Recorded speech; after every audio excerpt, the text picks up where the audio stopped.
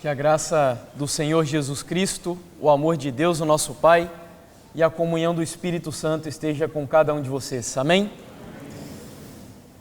Bom, para mim é uma alegria poder, pela primeira vez, estar aqui na igreja de Aveiro. Um prazer muito grande dividir a mensagem do Senhor convosco nessa manhã. Eu já estive aqui em Portugal pela primeira vez em 2019, a convite do nosso amigo Rubem Fernandes, da igreja de Espinho. Fiz uma semana de oração lá, também preguei na igreja de Almada, lá em Lisboa, na região de Lisboa. Voltamos, minha esposa e eu, no ano passado, em Espinho mais uma vez. Também preguei lá na igreja de Queluz e é a primeira vez que eu visito aqui a igreja de Aveiro. Então, uma alegria, um prazer imenso. Esse ministério chamado Última Verdade Presente é um ministério de produção de conteúdos nas redes sociais, e também, principalmente, eu diria, um ministério de pregação. Eu sempre costumo dizer que os conteúdos nas redes sociais servem apenas para as pessoas conhecerem o trabalho que eu desenvolvo, mas o trabalho verdadeiro é o que nós praticamos nas igrejas. E então, eu tenho exercido essa atividade há 8 anos, visitando igrejas, fazendo programações. Já tive o privilégio de estar algumas vezes aqui pela Europa e dessa vez eu não vim de forma especial para pregar. Eu acredito que o Rubem já deve ter dito a vocês que nós estamos aí envolvidos num projeto onde estamos gravando a série, agora sim, né? A minha voz é tão forte que às vezes eu não sei se eu estou usando microfone ou não, irmãos. Eu me confundo, de verdade. Estamos aí gravando uma série do livro O Grande Conflito. Uma série de 4 temporadas a princípio. E graças a Deus, ontem nós chegamos da Itália e conseguimos concluir o primeiro desafio desse projeto, que foi gravar os 8 primeiros episódios dessa série. Agradeço àqueles que estavam orando, foi um grande desafio, bem intenso, muito cansativo, mas foi uma bênção e um privilégio pisar em alguns lugares que homens e mulheres de Deus que marcaram a história do cristianismo pisaram e estiveram ali. Bom, sem mais delongas, a mensagem de hoje que vou compartilhar com vocês se chama A Última Verdade Presente. Não é um merchandising do meu ministério. Nós vamos ao longo do tema compreender, inclusive, a razão pela qual o meu ministério se chama Última Verdade Presente. Mas antes de abrirmos a Bíblia, eu gostaria de convidá-los a fecharem os olhos, assim como estão, e vamos falar com o nosso Senhor mais uma vez. Oremos.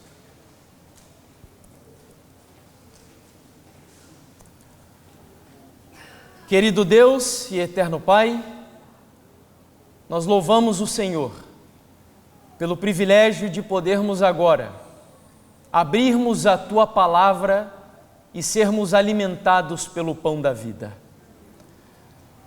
Não é porque eu estou aqui, mas eu creio que o momento mais importante do sábado é justamente estes minutos onde nos reunimos em distintas igrejas adventistas espalhadas pelo mundo para ouvirmos a pregação da Palavra de Deus. Esse livro pode parecer até um livro qualquer, um livro comum, porque ele é feito de papel e tinta como tantos outros livros, mas ele não é um livro comum.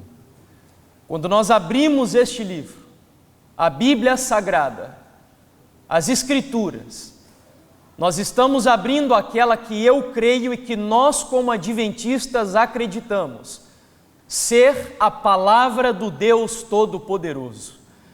E ela será aberta agora, Senhor. E é por isso que eu peço a Ti que aqui atrás desse púlpito, tudo aquilo que em mim ainda resta de humano, terreno, todo orgulho, egoísmo, que ainda houver no meu coração, que sejam lançados no pó, para que atrás desse púlpito a minha vida esteja escondida espiritualmente atrás da rocha da eternidade que é Cristo Jesus. Que eu diminua e que Ele cresça através da pregação da Tua Palavra. e que ao sairmos daqui nesta manhã, que saiamos com a certeza de que nós viemos e tivemos um encontro com Deus Todo-Poderoso. Nós oramos em nome do Senhor Jesus. Amém, Deus. Abra então a sua Bíblia no Evangelho de Mateus, o capítulo 24. Evangelho de Mateus, capítulo 24. Nós vamos fazer a leitura dos versos 45 e 46.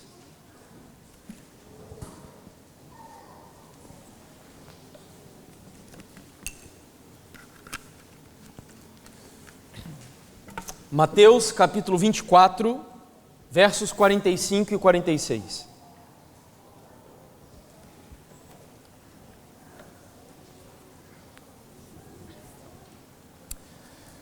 Quem é, pois, o servo fiel e prudente, a quem o Senhor deixou encarregado dos demais servos, para lhes dar o sustento a seu tempo? Bem-aventurado aquele servo a quem o seu Senhor, quando vier, achar fazendo assim. A palavra servo, no idioma original aqui do Novo Testamento, que é o grego, significa literalmente escravo. E de acordo com alguns comentaristas, alguns eruditos do Novo Testamento, na época de Jesus havia algumas famílias que eram mais abastadas, mais endinheiradas do que outras, e que dentre os escravos que possuíam, havia um escravo que era uma espécie de gerente ou administrador dos demais escravos da família. Abrindo um pequeno parênteses aqui, embora na lição da escola sabatina nós já tenhamos explorado um pouco disso, é sempre importante dizer que nos tempos bíblicos o modelo de escravidão que existia não é aquele que nós conhecemos. Na nossa história um pouquinho mais contemporânea, especificamente aquilo que chamamos de tráfico negreiro, onde Portugal, Espanha, Inglaterra praticaram uma modalidade de escravidão voltada mais a questões étnicas e raciais.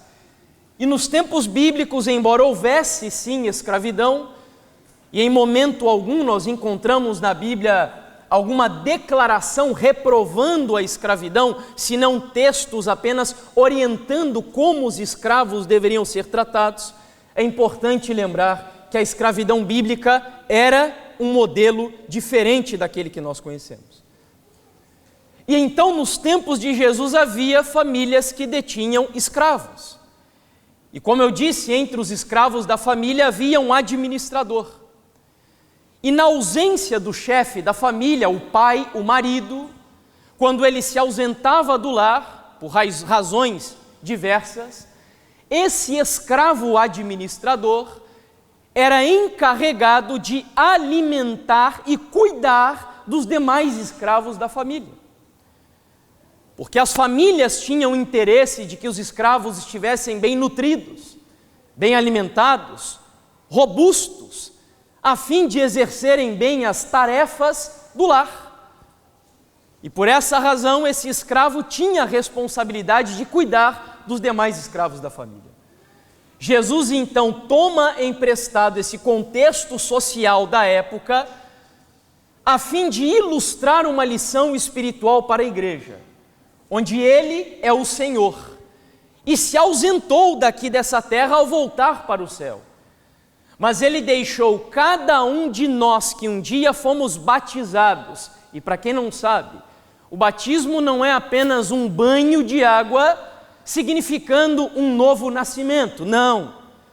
O batismo também significa que o pastor, quando ele impôs as mãos sobre você, sobre a sua cabeça, ele impôs as mãos da ordenação a um ministério. Sabia disso? Todos aqueles que um dia foram batizados na Igreja Adventista do Sétimo Dia, foram batizados e ordenados a um ministério. É o que o apóstolo Paulo chama de ministério da reconciliação. Todos nós fomos convidados por Deus a reconciliar pecadores com o Senhor Deus Todo-Poderoso.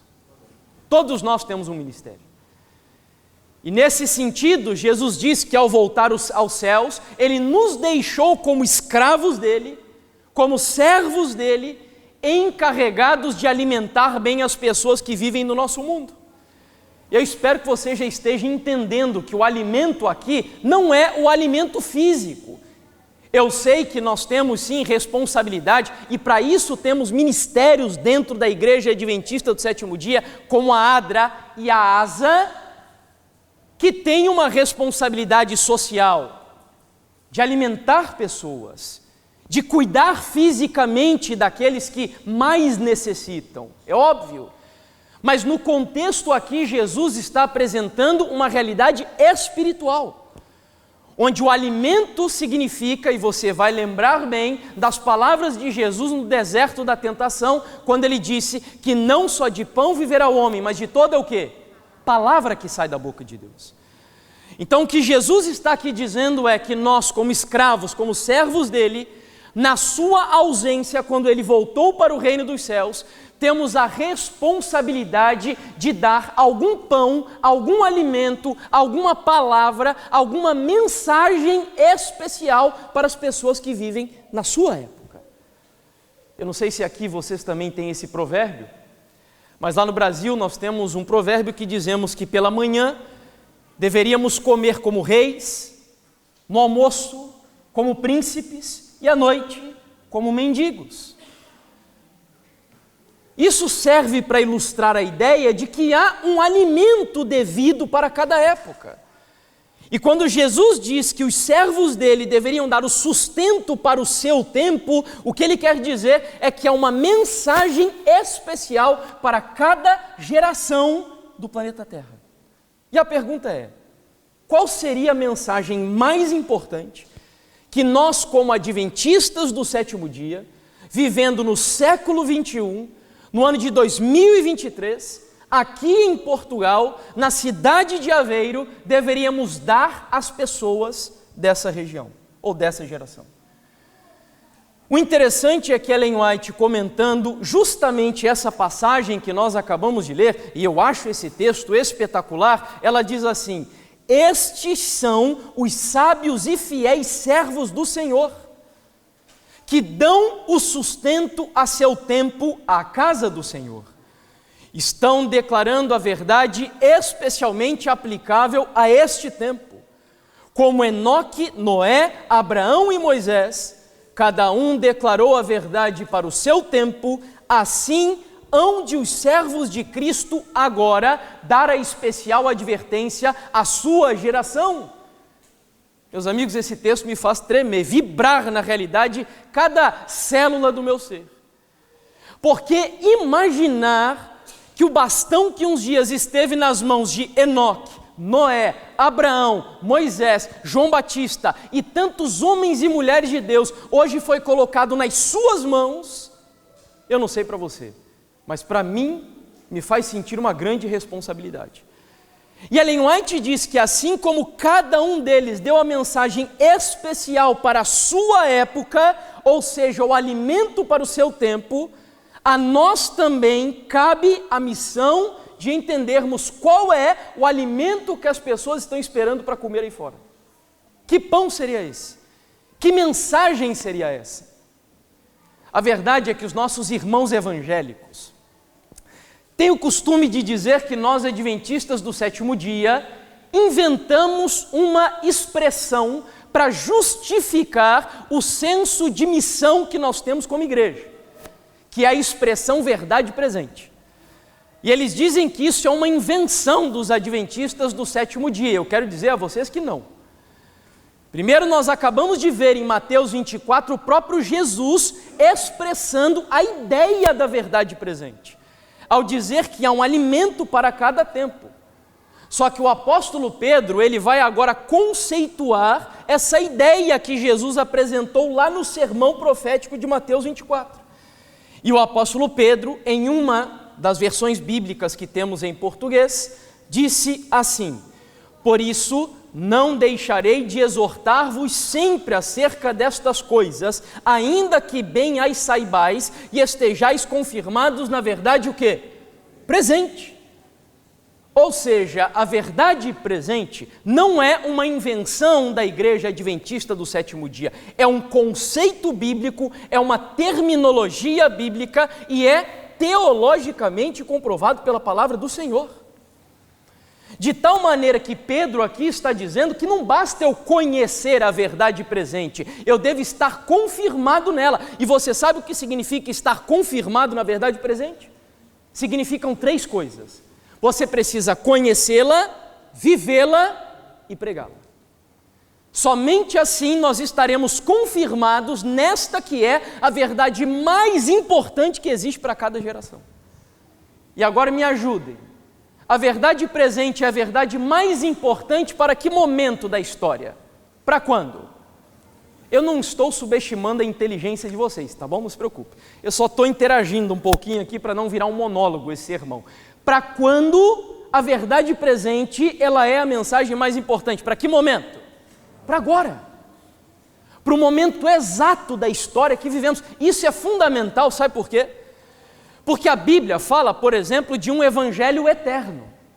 E diferente da verdade presente, o evangelho eterno sempre existiu, existe hoje e nós continuaremos estudando a mensagem do evangelho para sempre, por toda a eternidade, porque ele não tem fim. Ellen White, inclusive, chega a dizer que a mensagem da cruz será objeto de estudo para todo sempre, pelos séculos sem fins. A verdade presente não. A verdade presente ela é uma mensagem para agora, para o momento exato da história que nós estamos vivendo. E dentre muitas citações de Ellen White sobre esse tema, eu separei uma delas apenas aqui nessa manhã. E é a minha favorita, onde ela diz na meditação matinal nos lugares celestiais que diligentemente, desinteressadamente, devemos proclamar a última mensagem de misericórdia. Onde? Nas cidades, nos caminhos e valados. E ela conclui: o mundo todo está à espera de ouvir a mensagem da verdade presente. Presta atenção no que esse texto está dizendo.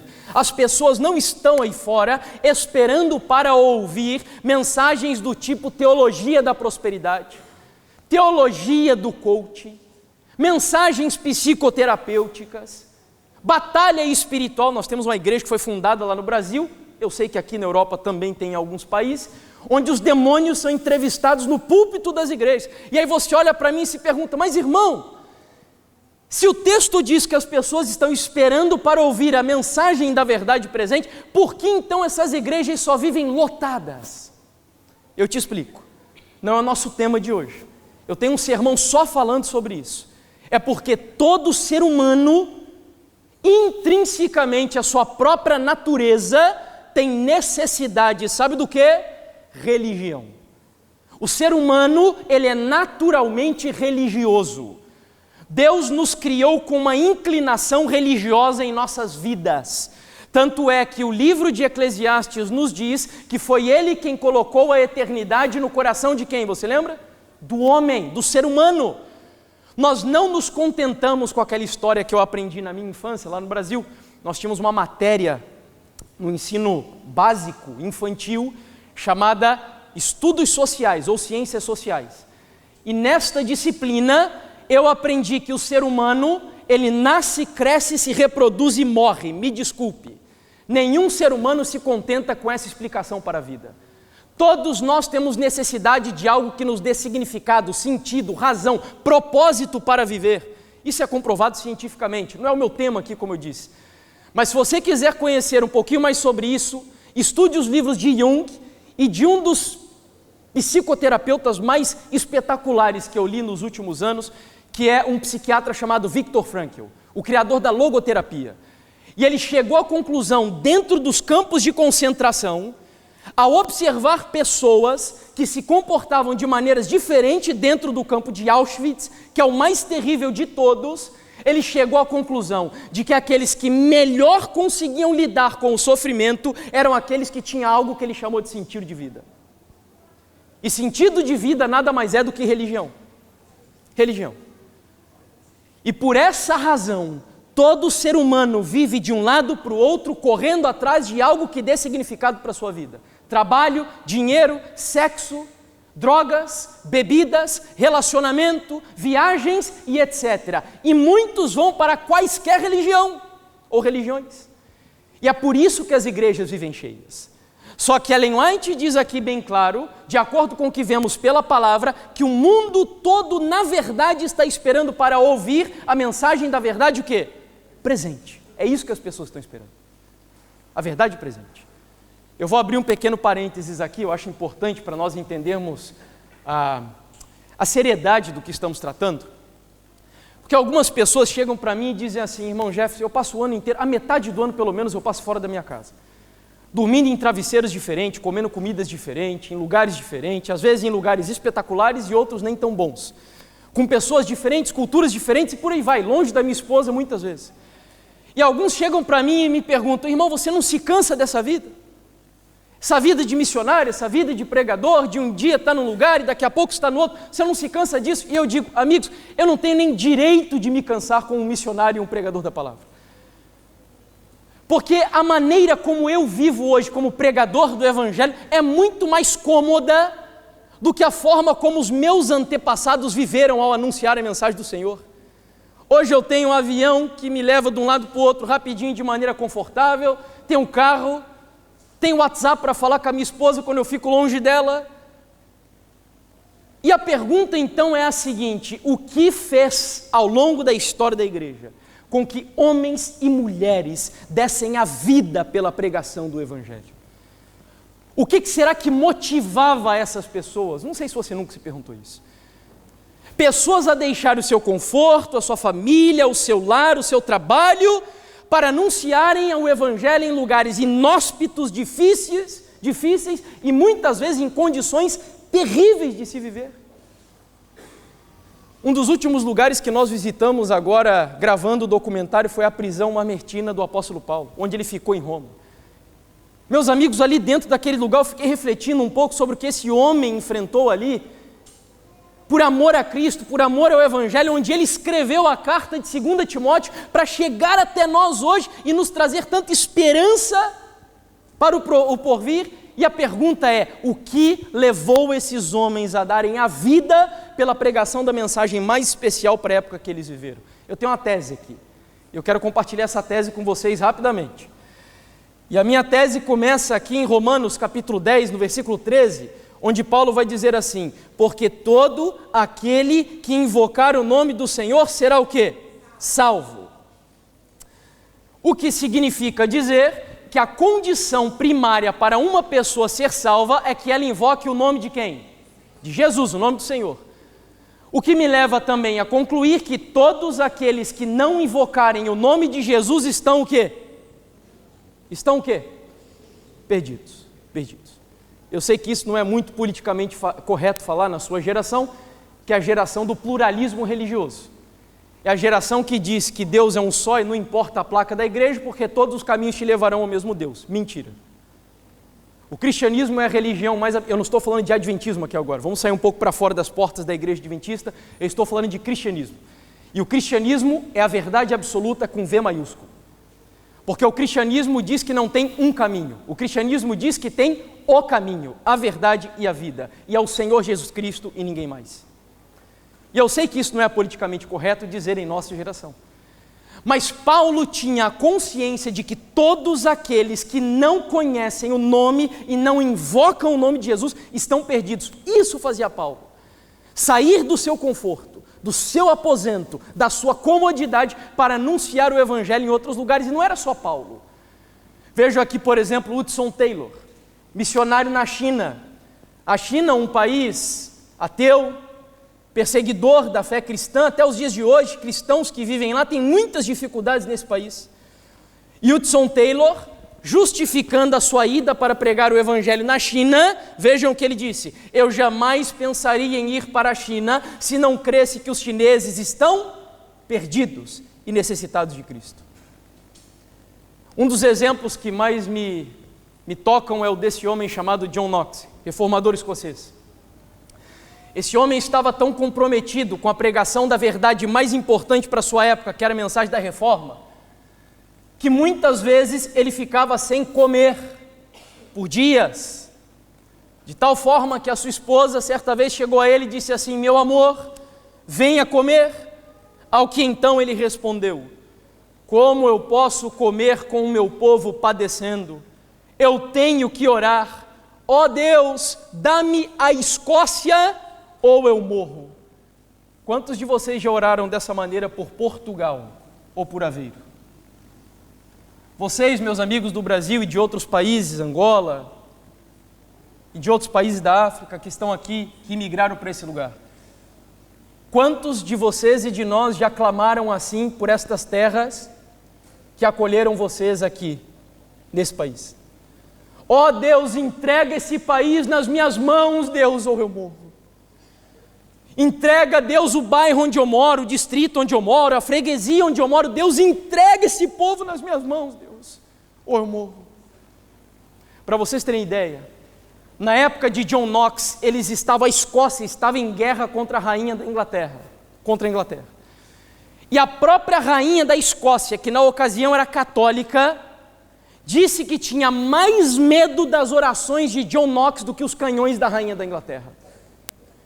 Tamanho poder da oração deste grande reformador escocês, comprometido com a noção de que nós estamos aqui para anunciar a verdade mais importante para a geração e a época da história que vivemos.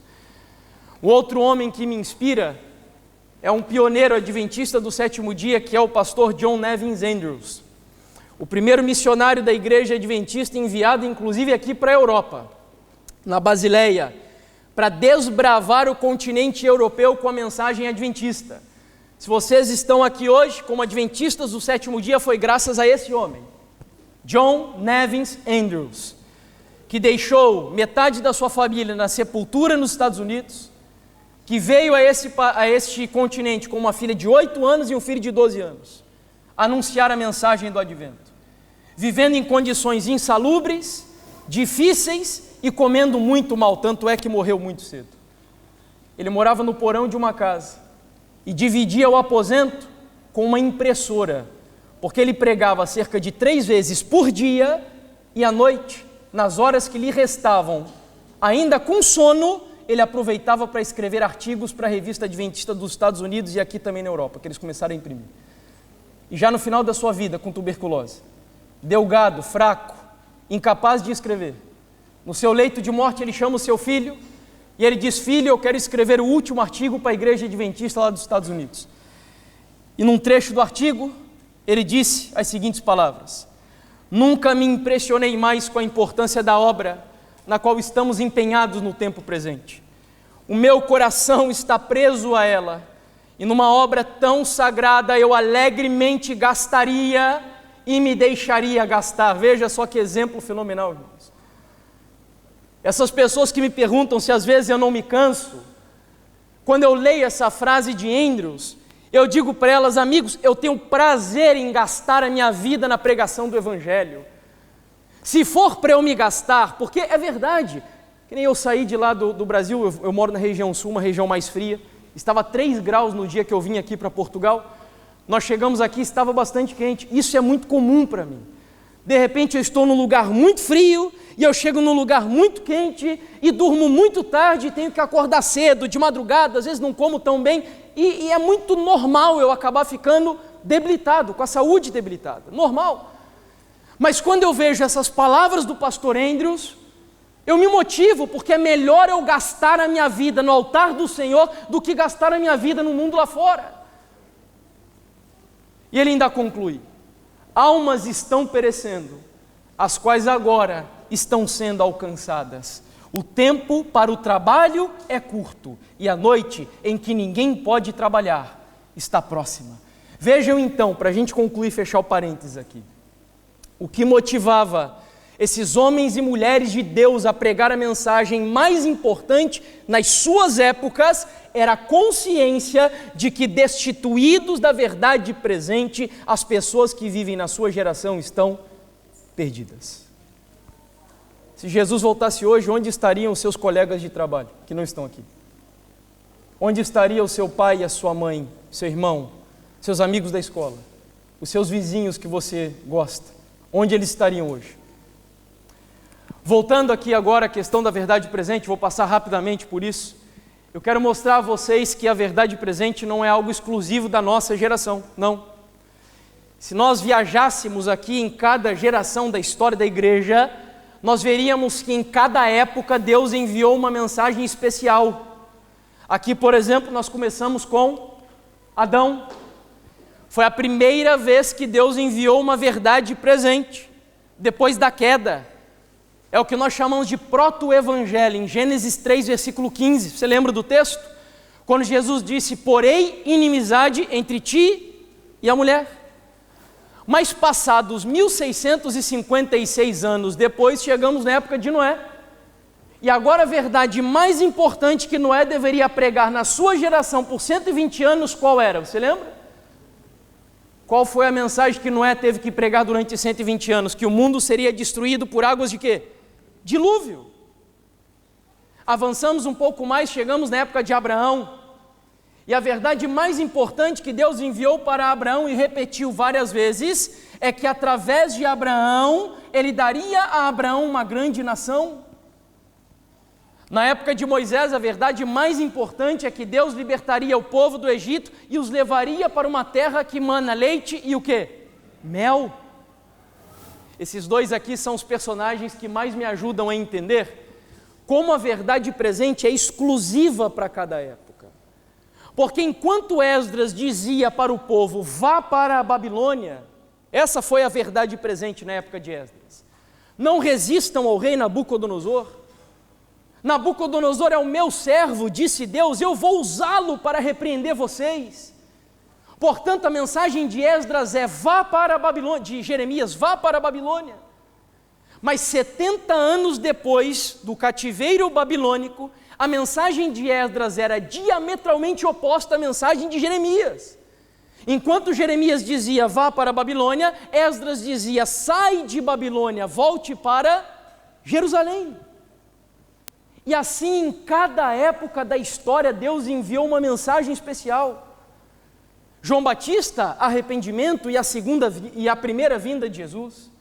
Na época de Martinho Lutero, vocês lembram qual foi a verdade mais sublime que Lutero pregou durante seu ministério? Qual foi a verdade mais importante da reforma? Qual, Carlos? Sola Escritura, salvação pela fé, a Bíblia como palavra absoluta de Deus.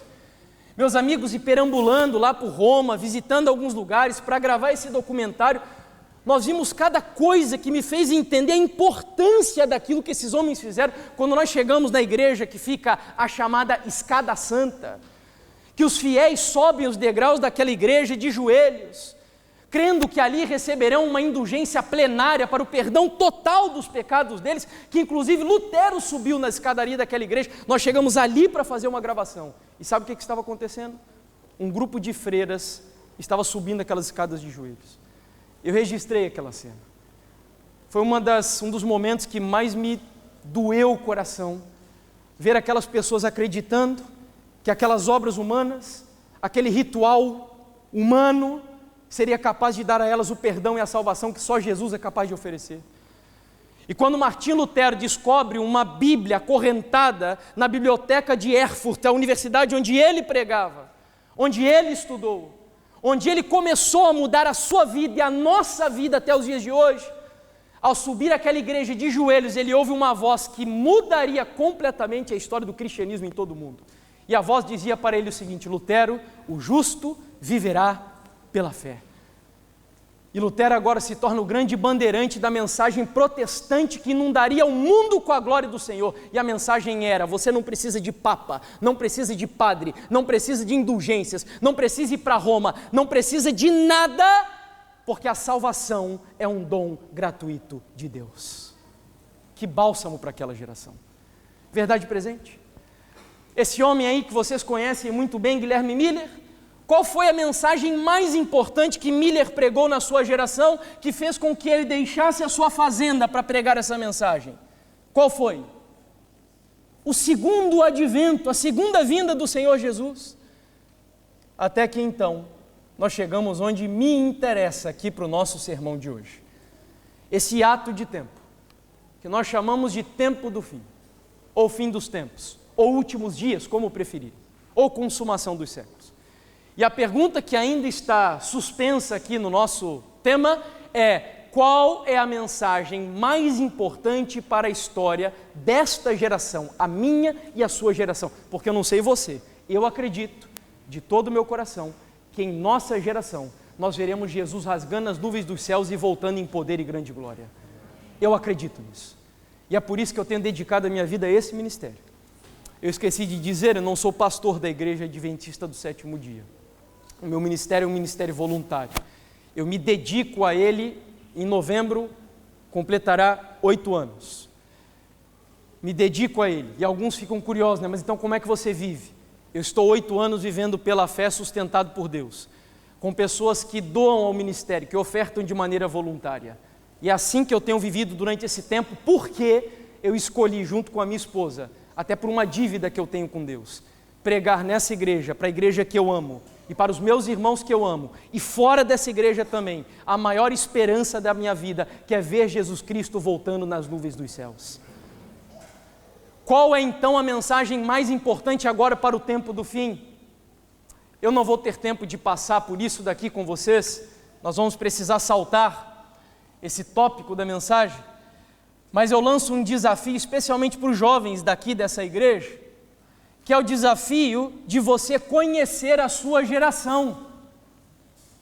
É importante nós conhecermos a geração para quem pregamos a mensagem. Sabe por quê?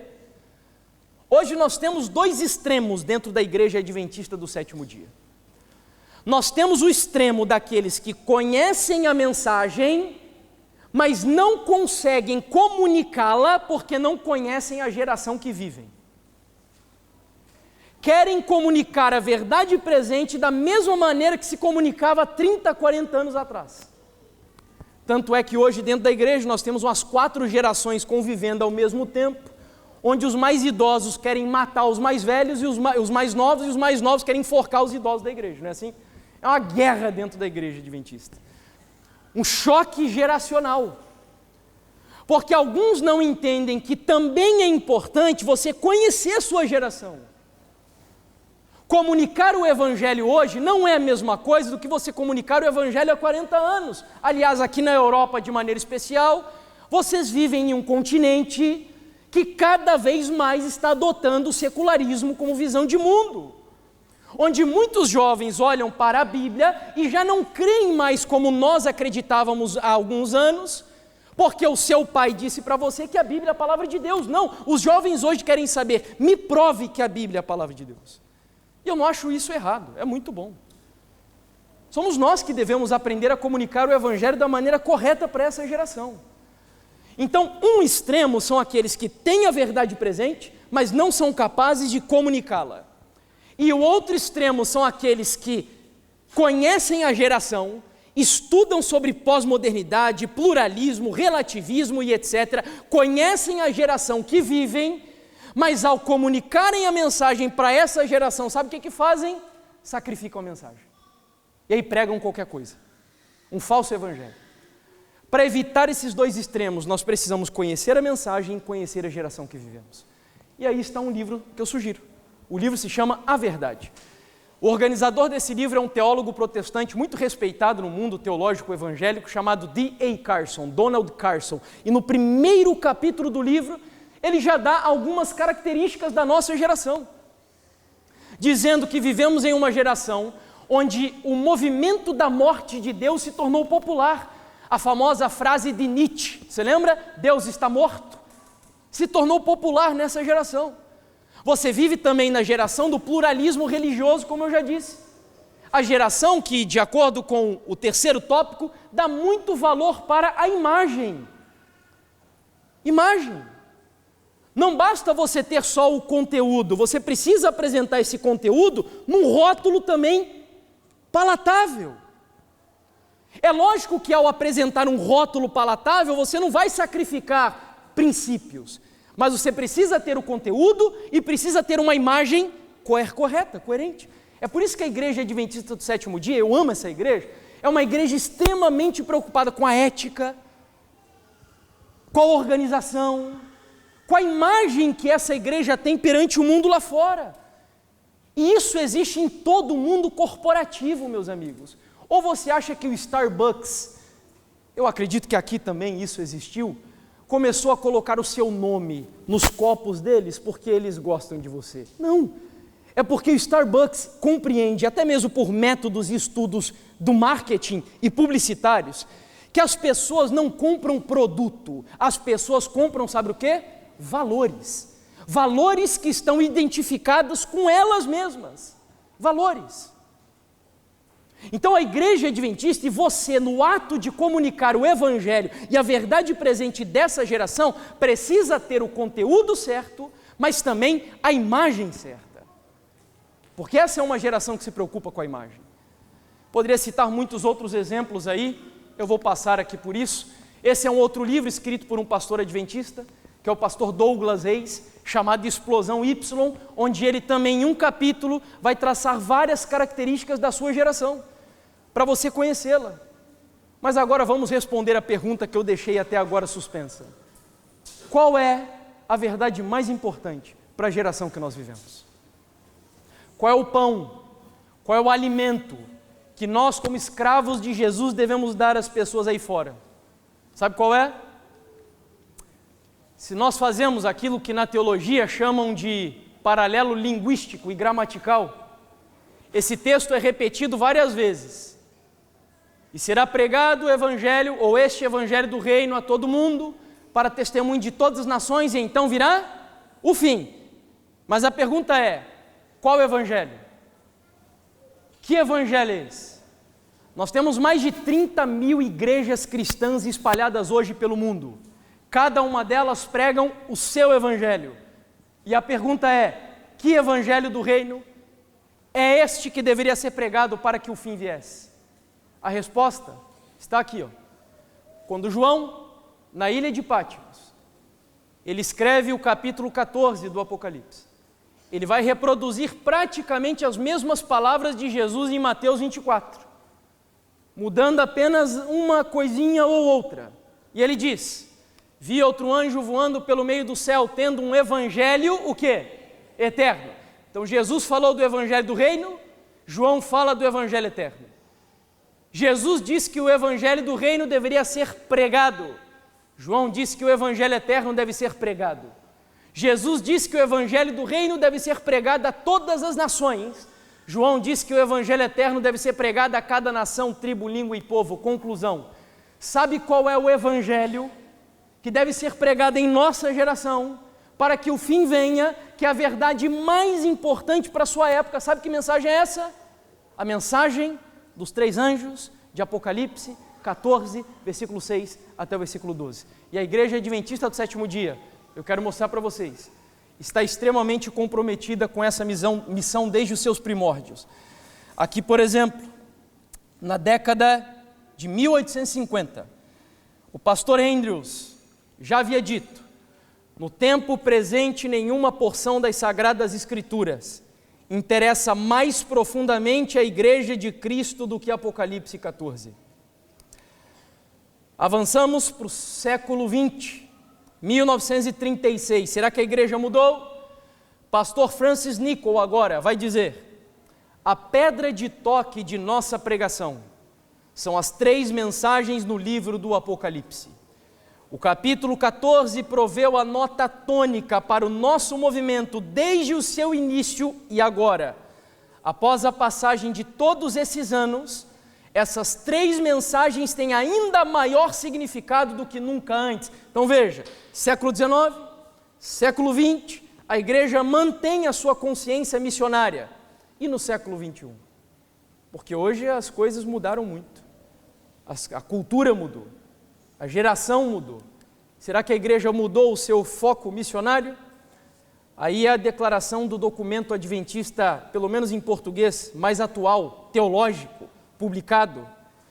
O pastor Hans Larrondel diz, as mensagens dos 3 anjos de Apocalipse 14, do 6 até o 12, expressam o último apelo do céu a todas as pessoas da terra para renunciarem toda forma de idolatria e falsidade, para adorarem o Criador e aceitarem o seu Evangelho eterno. Eu quero agora, para a gente concluir o sermão, compartilhar com vocês um dos textos de Ellen White que, no meu ponto de vista, sobre esse tema, talvez seja o mais importante de todos. Nós já entendemos aqui então que a verdade presente mais importante para essa época é a mensagem dos 3 anjos de Apocalipse 14. Só que eu quero pegar isso e empurrar o assunto um pouquinho mais além. Eu poderia fazer isso pela Bíblia, mas para ganhar tempo, eu vou compartilhar com vocês essa citação. Eu preciso totalmente da sua atenção aqui agora. Olhe para esse texto e acompanhe o raciocínio. Encerrando-se o ministério de Jesus no lugar santo, e passando ele para o lugar santíssimo, e ficando em pé diante da arca a qual contém a lei de Deus, enviou um anjo poderoso com uma terceira mensagem ao mundo. Um pergaminho foi posto na mão do anjo, e descendo ele à terra com poder e majestade, ele quem? O anjo. Qual anjo? Eu preciso muito dessa interação aqui para ver se você está entendendo o texto. Qual anjo que quando Jesus entrou no Santíssimo, ele enviou para o mundo? Qual anjo é esse? Não é o primeiro. Qual é? É o terceiro anjo, está aqui no texto. Vejam lá, ó. Quando ele entrou no Santíssimo, ele para na arca, diante da arca e envia um anjo poderoso com uma terceira mensagem ao mundo. Então é o terceiro anjo. Vamos continuar. Um pergaminho foi posto na mão do anjo, e descendo ele à terra com poder e majestade, proclamou uma terrível advertência com a mais terrível ameaça que já foi feita ao homem.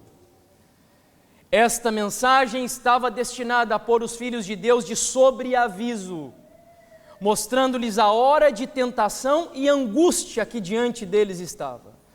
O terceiro anjo encerra a sua mensagem assim: aqui está a perseverança dos santos, os que guardam os mandamentos de Deus e a fé em Jesus. Agora vem a parte mais importante, é aquela que eu quero que você note bem o que está dizendo.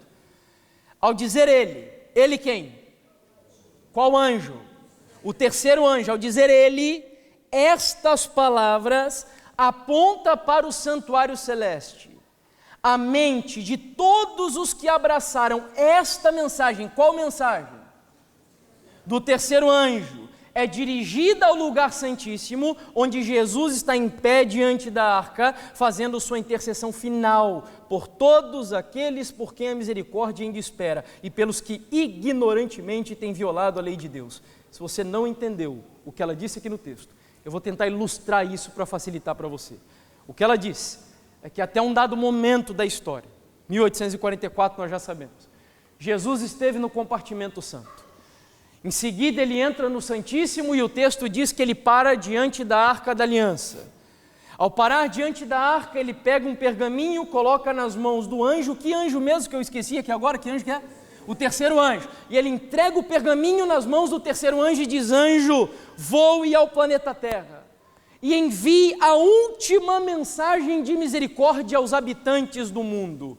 E ela conclui dizendo que o terceiro anjo, quando veio a esse mundo e anunciou a sua mensagem, todas as famílias que aqui viviam e abraçaram a mensagem do terceiro anjo, a mente deles atravessou a abóbada celestial e entrou com Jesus dentro do lugar santíssimo. Eu poderia hoje, para fazer você ganhar o seu tempo, ter entrado aqui nessa igreja, sentado aqui no banco e deixado essa imagem, que é uma das minhas favoritas, pregar o sermão de hoje para você. Se você pudesse ficar com uma coisa dessa mensagem de hoje, fique com essa imagem. Sabe por quê? Porque tem duas coisas que eu preciso dizer para concluir esse tema daqui. Duas coisas. Só há uma forma do diabo destruir um adventista do sétimo dia. Uma forma. Sabe como é? Tirando a sua mente de onde? Onde a mente de um adventista deveria estar hoje, de acordo com esse texto? Em que lugar? Não é no céu, não é só no santuário, porque o santuário tem 2 compartimentos. A mente do povo de Deus hoje deveria estar em um lugar. Que lugar é esse? Santíssimo. A única forma do diabo destruir a fé de um adventista é tirando a sua mente do lugar santíssimo. E a conclusão que eu chego nesse sermão é a seguinte: a batalha que todos nós vivemos hoje, nesse grande conflito entre o bem e o mal, é uma guerra que está sendo processada na sua mente. O diabo quer tomar controle da sua mente e Jesus quer assumir o controle da sua mente. Porque a mente é a capital, é o governo de todo o seu corpo. O diabo tem acesso à sua mente diretamente falando, sim ou não? Diretamente sim? Não, diretamente não. Mas indiretamente o diabo pode acessar a sua mente, sim ou não? Como que o diabo acessa a mente de um ser humano de maneira indireta? Através daquilo que nós chamamos de avenidas da alma. Dependendo do que você está comendo, assistindo, ouvindo, os lugares que você frequenta, você está decidindo consagrar a sua mente a Deus ou ao diabo. Me desculpe, mas essa é a verdade. É por isso que em um dos apelos mais espetaculares, no meu ponto de vista, que eu encontro na Bíblia, o apóstolo Paulo, na carta aos Romanos, vai dizer o seguinte: rogo-vos, pois, irmãos, pelas misericórdias de Deus. Eu quase vejo Paulo implorando. Lá no Brasil a gente tem uma expressão, não sei se vocês usam aqui também em Portugal, que é assim: eu imploro a vocês que, pelo amor de Deus, é mais ou menos isso que Paulo está fazendo, que entreguem o vosso corpo em sacrifício vivo, santo e agradável a Deus, que é o vosso culto racional. Aí ele continua: e não vos conformeis com este século. Em outras palavras, você vive em uma geração que diz que sexo antes do casamento não tem problema? Não se conforme. Você vive em uma geração que diz que, independente da sua opção sexual, não há problema nenhum que você escolhe ser, não se conforme. Você vive em uma geração que promove o falar mal de um e do outro, fofoca, e acha que isso é normal dentro da igreja, não se conforme. Não se conforme. E ele continua: não vos conformeis com este século, mas transformai-vos pela renovação da vossa mente, para que experimenteis qual seja a boa, perfeita e agradável vontade de Deus. Louvado seja o nome do Senhor. Mente transformada. Eu falei que eram 2 coisas. O diabo só vai conseguir destruir você se tirar a sua mente do Santíssimo. Mas a segunda coisa é: qual é a única maneira da mente de um adventista hoje entrar dentro do Santíssimo com Jesus? Só uma forma. Está no texto que nós lemos.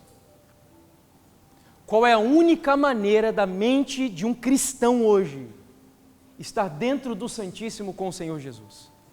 Ninguém se arrisca? Guardar os mandamentos, será? A fé de Jesus, será? Isso está correto. Mas eu vou explicar de uma outra maneira.